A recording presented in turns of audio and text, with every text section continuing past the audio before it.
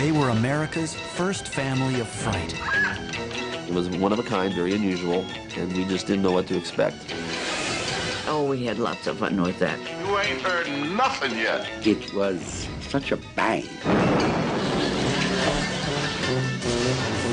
With their monstrously funny take on life, the Munsters ruled the airways for 2 years on network television and for nearly 4 decades in rerun syndication. We may have been different, but we were functional. But behind the cobwebs and layers of latex and grease paint lies the flesh and blood true story of a group of actors who would remain forever haunted by the cult classic characters they created. People watch these shows over and over again, so it seems like it's going to be with us forever. You can't be too careful these days. There are a lot of strange people in this world.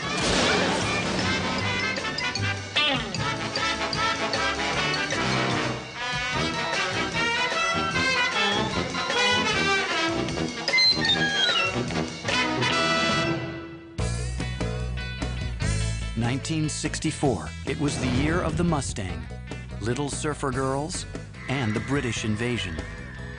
It was also the year Life magazine dubbed TV's Year of the Monster. Ever since Universal Studios sold their library of famous fright films to television in the 1950s, classic creatures like Dracula and Frankenstein had once again risen from their graves. It's alive! It's alive! It's alive! Within a decade, monsters had become eerily potent pitchmen, selling everything from magazines and model kits to board games and bubble bath. Monsters were now not only frightening, they were fun. Of course, the idea of funny monsters wasn't new. In 1945, kid-friendly versions of Hollywood's classic creatures were conceived by Bugs Bunny animator Bob Clampett, who wanted to feature them in a series of cartoons. He developed a series called The Monster Family, which included Frankie Monster, he was the father, and he had a vampire wife. He submitted this to Universal and never heard anything about it again. It wasn't until the early 1960s that the idea of a primetime monster sitcom began to haunt the imaginations of network television executives. In 1963, out-of-this-world fare like My Favorite Martian had proven hugely popular. Almost overnight, Hollywood began digging up their old movie monsters in an effort to capitalize on the creepy craze. There was like this weird little cultural explosion at the moment about spoofing sitcoms through the conventions of fantasy and through horror. Third Place ABC network began developing 2 spooky sitcoms, one about a sexy witch named Samantha, and another about a macabre family of misfits, based on New Yorker cartoonist Charles Addams' most popular illustrations. But the Addams family had been based in large part on Universal Studios' classic monster characters, so Universal TV executives wasted no time in an effort to scare up a creepy comedy series of their own for CBS. After Rocky and Bullwinkle writers Al Burns and Chris Hayward submitted a concept about a family of cartoon monsters living in suburbia, the idea was further developed by writers Norm Liebman and Ed Haas, under the watchful guidance of veteran producers Joe Connolly and Bob Mosher, the team responsible for the mega-hit sitcom Leave It to Beaver. We always had 2 camps at CBS. Should it be a cartoon show? Should it be with real people? The thought about the Munsters as a cartoon continued until the pilot was made. The script for the pilot told the story of a Frankenstein monster who was a mortician and the head of a family of ghouls. We thought this is a sketch. We never saw it go beyond just being that. We never thought about casting. We never thought about, how do you make Frankenstein funny?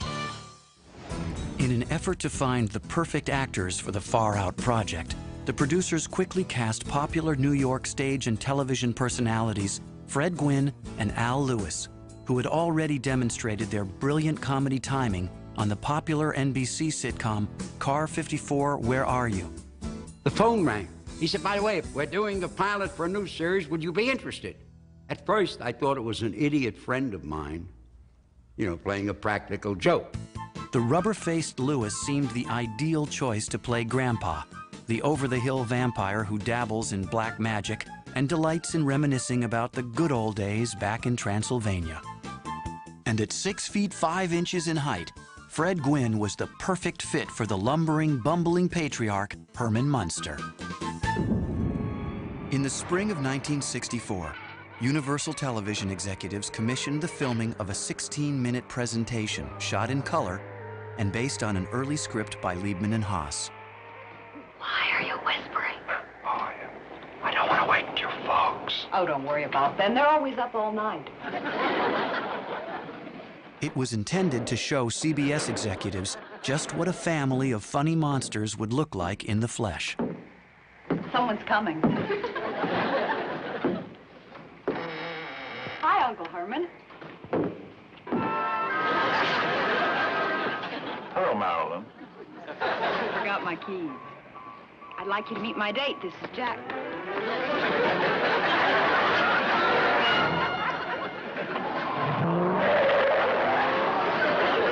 Oh, Uncle Herman.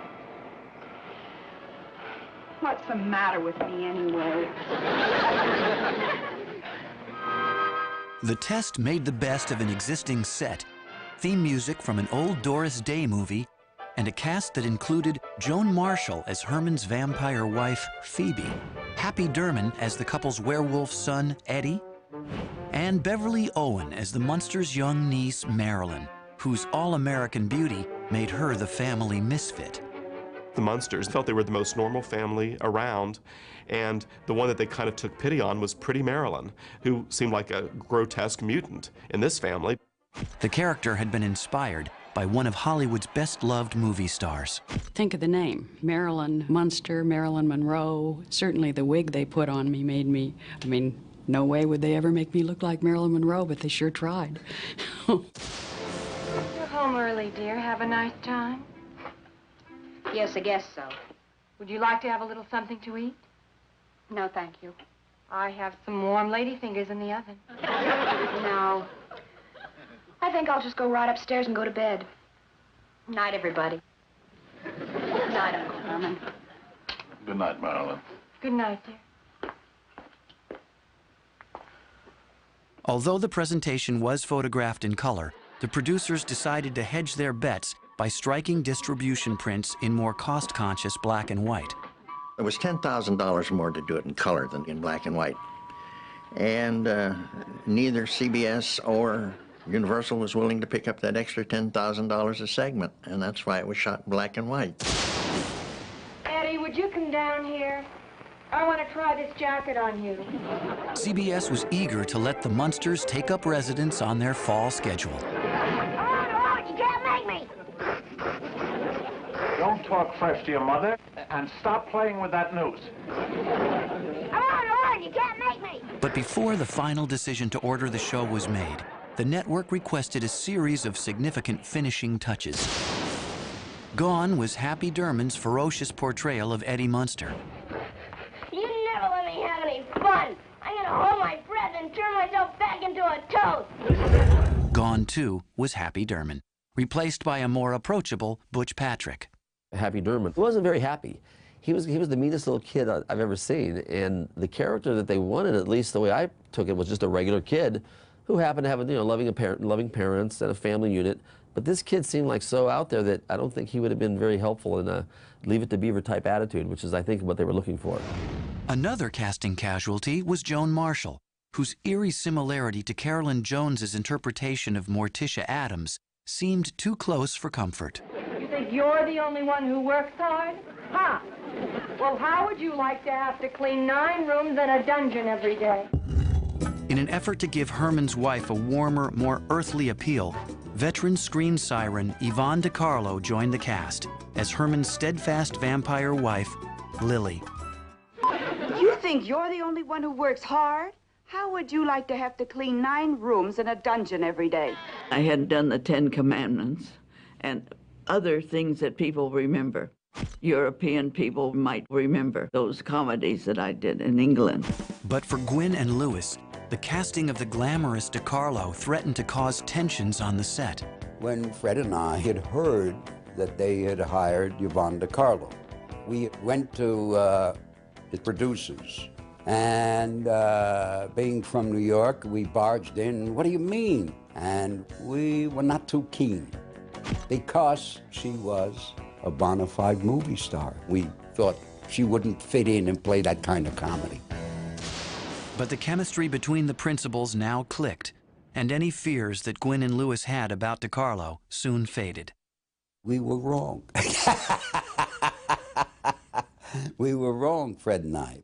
You know, they just don't make men like you anymore. The retooled presentation so impressed CBS executives that they ordered The Munsters as a series and slated the show for a spot on the network's fall lineup.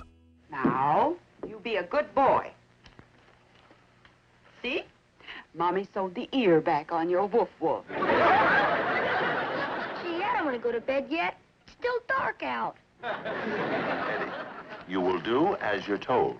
Oh, you're always picking on me. You never yell at Marilyn that way. Just you never mind about Marilyn. You must remember she's not as fortunate as the rest of us. Now you run along on up to bed. And don't forget to close the lid. CBS, they were adventurous in buying it because they had never had a show like that before. Ooh, that's mighty powerful stuff. When you do a pilot like that that's so different and unique, you're suspect, you know, is it going to work or isn't it going to work? As the 1964 television season approached, it was anyone's guess if the resurrected creatures from Universal's vaults could live on, or if the Munsters would be destined for the TV sitcom graveyard.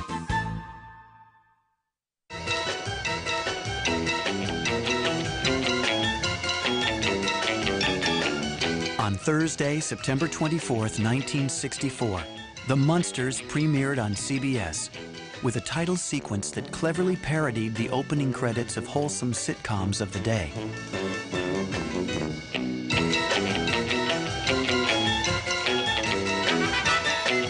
The show deliberately established a light tone in an effort to guarantee that children wouldn't be scared off.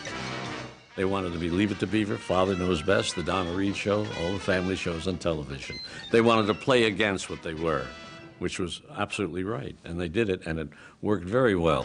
Before we say goodnight, wouldn't you like to come in for a minute? Mm-hmm. And meet my folks.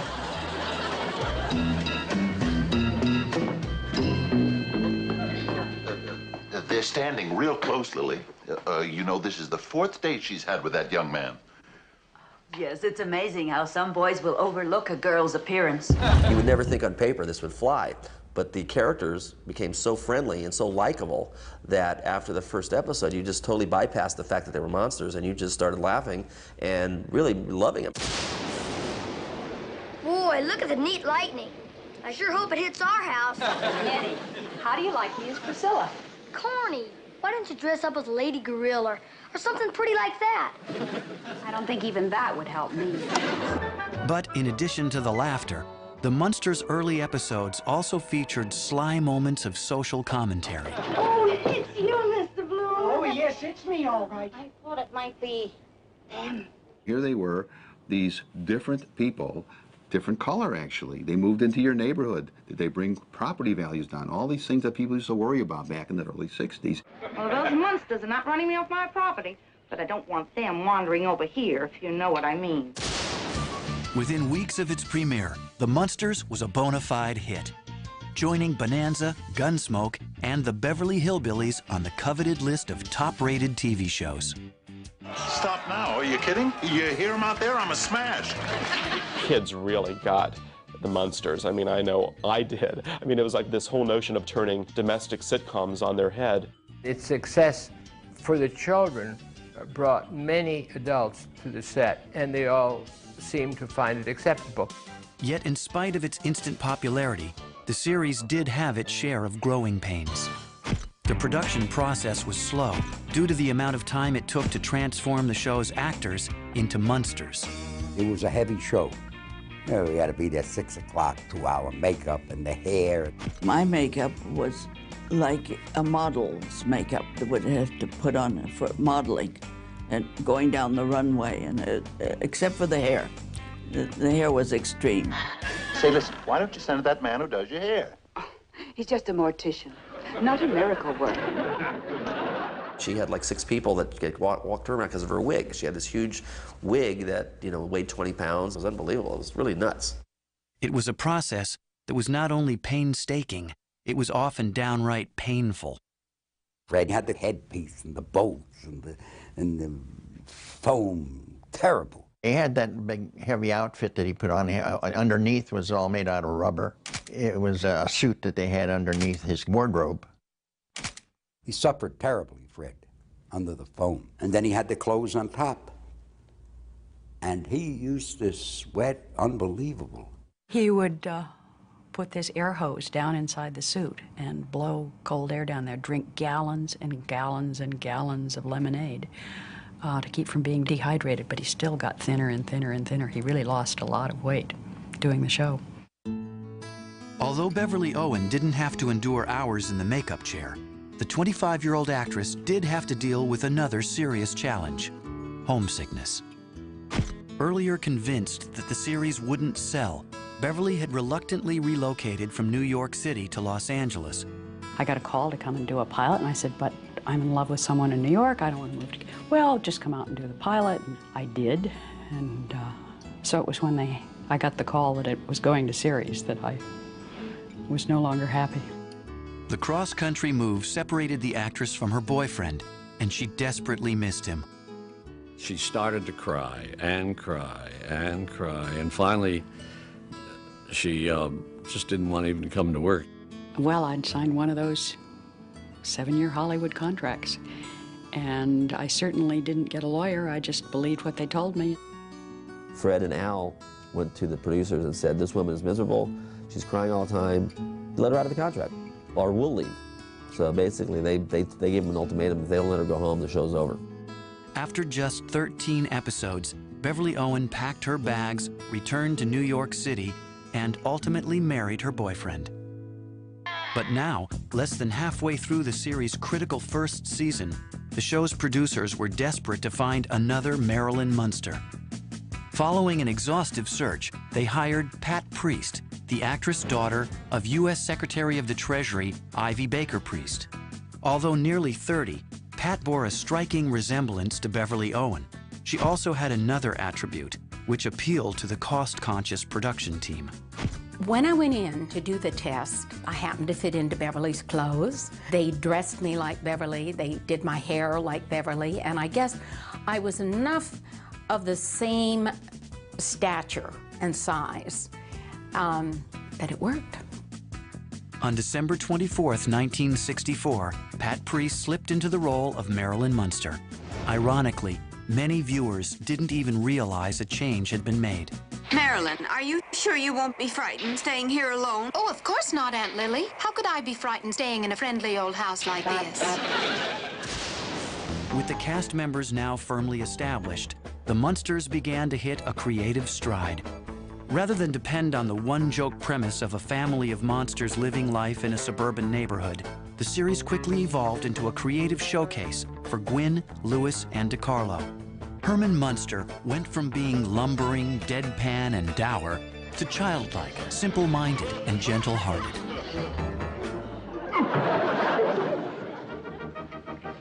Oh, it's only you.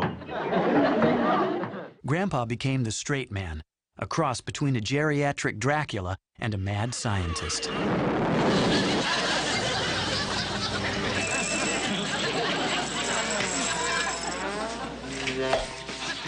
Lily Munster often served as referee and soon developed as the show's strong emotional center. Please, darling, eat. I'm eating. I'm eating. I'm talking to Eddie. Audiences and critics were beginning to take notice. And the comic timing between the Harvard-educated Gwyn and the stage-trained Lewis showcased what soon became what many considered one of television's greatest comedy teams. They really were up there, you know, as far as comedic teams with, you know, Laurel and Hardy, Abbott and Costello, you know, you name them.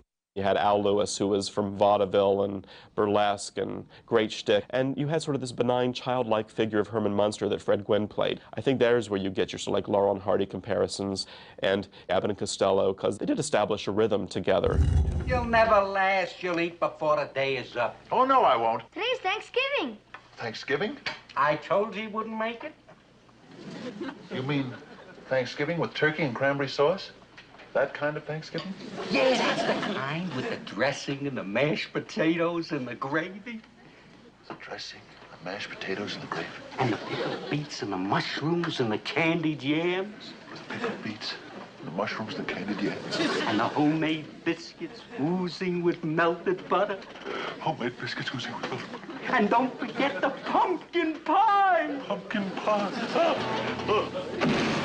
It was just great fun. Anything went as long as it was funny. The show's storylines often featured traditional sitcom situations, but with a decidedly monstrous spin. I have some wonderful news for you, dear, and I can't keep it in any longer. I'm busting at the seams. Oh, well, don't do it in here, dear. I'm getting supper. Other situations were more outlandish, like the time when Grandpa turned himself into a wolf during a family outing and had to be smuggled to safety by Lily. He forgot how to change himself back, so when she got him, she had to wear him as a stole around her neck. All right, Grandpa, you can let go of your tail now. Easy does it. Grandpa, I am not going too fast, and don't be a front seat driver. It was a unique show. The characters were new and fresh. They were funny. The writing was excellent. The humor was good. The Munsters had proven popular with audiences of all ages. There seemed to be no end in sight for the series that many said just couldn't work and would never last. But, just like every good horror movie, it isn't long before the sun comes up. And as everybody knows, monsters and Munsters don't last long in the daylight. By the spring of 1965, the Munsters had become a monster hit for CBS. It created a following. Kids just loved it. It wasn't Playhouse 90 drama by any means, but it was entertaining, and there was nothing in it that was obscene. Television audiences couldn't seem to get enough of the freaky family with the souped-up car, a pet dragon named Spot, Oh, hi, Spot. Well done, please. and a taste for all things macabre. Now that's how to cook a sword. The Munsters may have looked like monsters, but underneath the stitches, neck bolts, and widow's peaked hairdos, they were an otherwise normal, loving suburban family. They were telling the same kind of plots you would get any other kind of a sitcom. Very suburban, very benign kind of family sitcoms, father knows best kind of shows. These were the nicest monsters you could ever hope to meet, I suppose. The Munsters had captured the imagination of viewers as few shows could. It was like, what makes Halloween popular? Well, multiply that times 10, and that same type of feeling is what the Munsters was radiating through the TV set. Executives at Universal capitalized on the show's popularity with an aggressive merchandising campaign. The Munsters images adorned everything from dolls and lunchboxes to board games, model kits, and masks. They realized that if you had a very high concept kind of a show, that merchandising was going to just take it to the next level of profitability. There were puppets, a line of Munster jewelry, Munster clothing, and even a rock and roll album featuring a group of musicians wearing Munster masks. They had just tons of stuff. And I can remember one of the toy stores, they had like a whole Munsters display, a whole corner set up with all the stuff sitting there. And I remember just looking and going, wow, this is really pretty cool. But amid the mountain of Munster merchandise, perhaps the most coveted of all were model kits and plastic replicas of the Munster coach. The real-life Munster coach was created and built by legendary custom car designer George Barris. It was actually a 6-door, 3 Model Ts in one, made into a ghoulish effect. It featured spider-webbed headlights, blood-red upholstery, and a radiator that looked suspiciously like a tombstone. The actual middle of the car was built like a chemistry laboratory for Al Lewis to put his brew together. Fred Gwynne would sit in the front with Yvonne DiCarlo, and they would drive the car. And of course, Pat Priest and Butch Patrick was up on the little piggyback with his little Wolf doll. The Munsters coach, I think, became almost as much of a fan following as the actors on the show. There were magazine articles, and it was a really neat-looking thing. The 18-foot-long coach cost producers close to $20,000, but it was money well spent. And its enormous popularity prompted producers Joe Connolly and Bob Mosher to conceive of another, even more outlandish dragster for Grandpa to drive, the Dragula. As the Munsters' enormous popularity continued to grow, the cast was recruited to promote the series at numerous personal appearances. They guest starred on variety shows and performed in public service announcements. We would like to hear from you on how the money should be spent the government has allocated for your benefit. They pitched breakfast cereal. This is my father. He hangs pictures, helps Mommy with the cleaning. Where does he get his go? From me. I lend him my Cheerios. Daddy says they're the greatest thing since bat wings. Mommy says they give him protein and stuff. Give your father some go. And he might play catch with you. The cast even hosted an Easter Sunday variety show, shot on location at Marineland. You can help the Munsters pick out a pet for Eddie. Of course, Herman, Grandpa, and Lily insist on something lovable, like a shark. Watch the Munsters have a whale of a good time at Marineland Carnival. The Munsters seemed to be spending as much time promoting the show as they did making it. We would have sent them to the moon if we could have at the time. When you have a hit, you're very anxious to send them on the road, get them to do it. Seeing the Munsters in the gray-green flesh was just about every kid's dream. And when Universal Studios threw open its gates to visitors, the show's fans got their chance. The Munster Mansion at the fictional 1313 Mockingbird Lane was one of the top attractions on the studio tour. Oh, talk about fantasy. I mean, everybody I knew kind of wanted to live in the Munsters house. It just seemed like the coolest house ever. And if the Munsters happened to be in production on the back lot, the trams would often stop for pictures and even a handshake or two. All these people were coming and looking and what they could see. They were allowed on in groups, little children and grown-ups. It got to a point where, to give you an example, while we're making the show, you could be in the middle of a scene, and on the back lot, we'd have to stop shooting if we were right in the middle of a scene. Didn't matter. Here comes the tourists through. The tour even included a visit to the full-sized mock-up of Grandpa's dungeon laboratory. At the press of a button, a replica of Herman would come to life and open his eyes. But for the flesh and blood actors who played the Munsters, the series' exhausting shooting schedule was taking its toll. 39 episodes were filmed in the first season, and the cast was looking forward to a much-deserved summer hiatus. Publicly, they were proud of the show's enormous popularity. But privately, they worried whether their careers could survive after one more season on Mockingbird Lane. By the fall of 1965, the Munsters had become full-fledged pop culture icons. Fred Gwynne and Al Lewis must be fine, clean-cut boys to escort Santa Claus to town. Incidentally, they wish you a monstrously Merry Christmas. The series' second season was kicked off with a new, energetic opening title sequence. And episodes were even more bizarre than ever. You wouldn't want to go out to a nightclub, would you? The new, broader comedy approach was an attempt by the show's producers to keep the series fresh. But even though the Munsters still kept audiences laughing, the same could not be said of Fred Gwynne and Al Lewis, who felt the new direction was hurting the series. Fred and I were in constant battle with Joe Connolly and Bob Mosher. We thought that the show could be more satirical. Fred was a very intelligent guy, and he would debate things that he thought needed to be debated. I don't infer that we thought that the scripts were bad, but we thought that they could be better.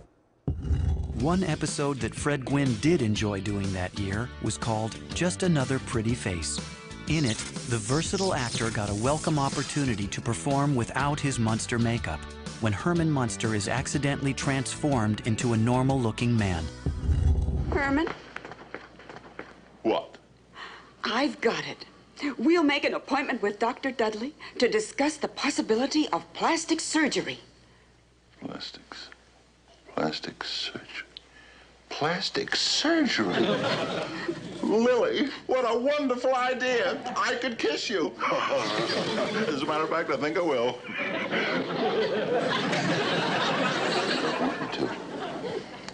You don't want? My own wife doesn't want me to kiss her. But by 1966, keeping the Munsters fresh and funny wasn't the only challenge the producers faced each week. In January of that year, Batman exploded on the ABC network. Broadcast 2 nights per week, The Adventures of the Caped Crusaders became an instant ratings hit. Still produced in black and white, the Munsters looked deathly pale next to the campy and colorful Batman. It splits up the audience, and the new one takes place of the old. Kids are very fickle. In an effort to win back their core audience, the Munsters cast members did even more personal appearances. At one such venue, Eddie Munster was accompanied by a pet gorilla named Kogar. As performed by Bob Burns, the playful primate was intended by the producers as a new character for the series. We went to a place in Arizona, one of the first shopping malls in Arizona. Eddie was signing autographs and stuff, and a big crowd turned out. All the kids identified with Eddie, of course. But in the end, clever promotion and outlandish storylines couldn't keep Batman from burying the Munsters. In the spring of 1966, the Caped Crusaders seemed to have dealt the frightful family a final ratings blow when CBS canceled the spooky sitcom. It's positively un-American. I think it just got more and more out as welcome, and the shows were getting thin, and they weren't as funny. Oddly enough, the Addams Family was canceled around the same time, so maybe that type of humor had run its course. After 2 seasons and 70 episodes, the Munsters were about to vanish from network television. But Universal Studios wasn't yet willing to let their latest monster franchise slip away. Plans were already underway for a low-budget feature film designed to introduce the Munsters to lucrative overseas markets. And this time, the frightful family would be showcased in all their gray-green glory. I'm Herman Munster. Don't I look frightfully handsome in Technicolor? Allow me to present my wife, Lily. Pleased to meet you. And Grandpa? Hello there. I'm glad I was just hanging around the house. My handsome son, Eddie. And the unfortunate member of our family, my niece, Marilyn. For the role of Marilyn, producers Connolly and Mosher cast 17-year-old ingenue Debbie Watson. Watson was well known to television audiences as the star of TV's Tammy and another Connolly and Mosher sitcom, Karen. She was also closer in age to Lily's college co-ed niece than the 30-year-old Pat Priest.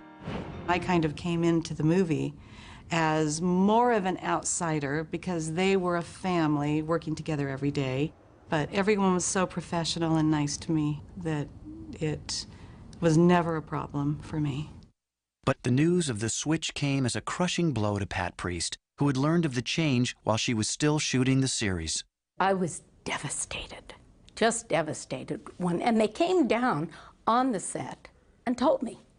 And Al came, and he was so sweet. And he and Fred went to the producers and went to bat for me.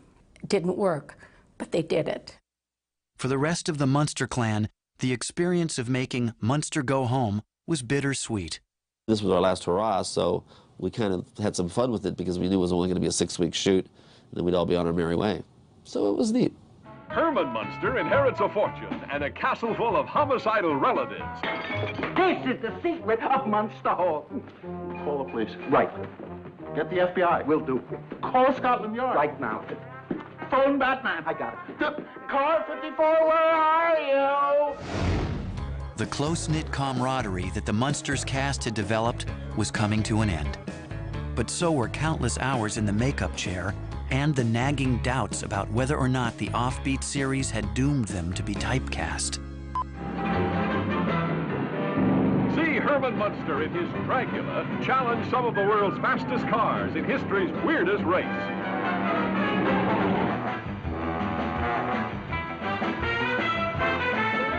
It's frightfully funny. The last shot of that movie was actually the last shot of the movie. It was really a kind of a sad situation because here it was about 11 o'clock at night. We drove away and we all got out of the car and took our makeup off and just parted ways. Just poof, see you later. But as the ghoulish makeup, wigs, and costumes were being put into storage, there were many who doubted that the series and its characters could ever really stay buried forever. Just like their classic big screen counterparts, Munsters, like monsters, would find a way to rise again. You go that way, Lily, you go that way, and I'll go this way. Although The Munsters had been canceled and was no longer on CBS, the comedy soon turned up in syndication and quickly became a favorite with new generations of fans. A lot of people who really didn't pay that much attention to the show when it was first on started watching it. And it became a cult show or a cult franchise. 8:30. It's time for my favorite TV program. But for the actors who played the Munsters, the ever-present popularity of the series offered a mixed blessing. They were each eager to get on with their lives and rekindle their careers. Beverly Owen found work in television commercials and even earned a master's degree in American history. Pat Priest continued her acting career, as did Butch Patrick, in television and movies. Yvonne DiCarlo also made films and later debuted on Broadway in the much-heralded role of Carlotta in the original production of Stephen Sondheim's Follies. Grandpa Al Lewis appeared in numerous films and television roles and became known as everything from a basketball scout and restaurateur to a political candidate for the Green Party. But for Fred Gwynne, the role of Herman Munster proved the hardest to live down. The lantern-jawed leading man retreated to his home in upstate New York, where he became well known as the author and illustrator of best-selling children's books. He was also a critically acclaimed presence in numerous Broadway plays. But critics and audiences were less than charitable to a forgettable effort on the part of Universal to relaunch The Munsters as a Saturday morning cartoon. Faring better was a 1981 TV movie called The Munsters' Revenge, which reunited Gwynne, Lewis, and DiCarlo, and was intended as a test for a new Munsters series on NBC. We were very hopeful, but they put it on the night that they had The Wizard of Oz. I remember Al saying, "Oh, we have no chance." In 1988, Universal gave The Munsters a head-to-toe makeover with The Munsters Today. The syndicated sitcom starred John Shook, Lee Merriweather, and Howard Morton, but many felt that the new incarnation lacked the charm of the original series. As far as I'm concerned, you can't replace Al Lewis, Fred Gwynne, and Yvonne DiCarlo. You can replace me, but you can't replace them. They were one of a kind. By the early 1990s, the original cast of The Munsters had made peace with their coffin-dwelling characters. And Fred Gwynne had managed to jumpstart his stalled film career with scene-stealing roles in movies like The Cotton Club, Pet Sematary, and My Cousin Vinny.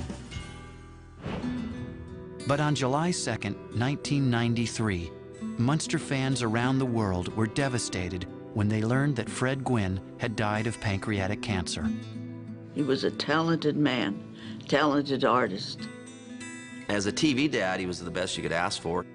Some of my favorite memories were working with Fred in our little father and son talks. He was a great guy. He was a good man. And when you get that kind of relationship, the one thing you don't do is question it. What you do is you find joy in it and relish it and build on it. But even as the man who would forever be known as television's favorite Frankenstein was being laid to rest, Universal was making plans to bring the Munsters back from the grave. In 1995, the TV movie Here Come the Munsters featured Veronica Hamill, Robert Morse, and Edward Herrmann as Herman Munster. I just tried to do Fred's version of it. He's this wonderfully decent guy who can't quite control his physical power and is simple and innocent and sweet. And it's a wonderful choice. The TV movie also treated fans to a scene in which Al Lewis, My name is Herman. I'll be your waiter. Yvonne DiCarlo, Butch Patrick, and Pat Priest come face to face with Edward Herman as Herman Munster. You from Connecticut? Part of me might be. Herman, yeah. Well, I'll have the fresh kill of the day. Grandpa, stop it. Edward Herman did a great Herman Munster, and he was very nice, and it was a very funny feeling because we're sitting there at the table, and here comes Herman serving us, and it's kind of like spooky, you know? Today, after nearly 4 decades of haunting television screens, the Munsters are as popular as ever. We have 3 generations now of people that watch the show with their kids, and the kids love it just as much as the parents. It has never been out of syndication in the United States, and it's still running in about 40 foreign countries in their languages. In addition to TV movies and non-stop reruns, there are new incarnations of dolls, model kits, comic books, and trading cards. The Munsters' famous faces can be spotted on everything from lottery tickets to slot machines. Since their debut in 1964, the Munsters has proven just as enduring as the classic movie monsters that inspired them. Their lasting popularity seems to give proof to the notion that you just can't keep a good monster down. I go out and do these memorabilia shows, and children will come up to me, and they think it was filmed last week. It's very important nowadays to have a sense of humor. The jokes hold up, the physical humor holds up, the sight gags are wonderful. And stop biting your nails. It was well written. It was quality. You'd think I'd be allowed at least one night out the house. It wasn't specific to a time and place, and somehow it doesn't seem dated. Part of the success, why it's been around that many years, is that you could see that we were having fun doing it. There's certain old shows that people just can watch them over and over and over. They just can't get enough of it, and they don't care if they've seen it 400 times. They'll watch it 401 times. I think people just truly enjoyed it. Well, the main thing is that we're all together once again as a normal, happy family. That's right, kid.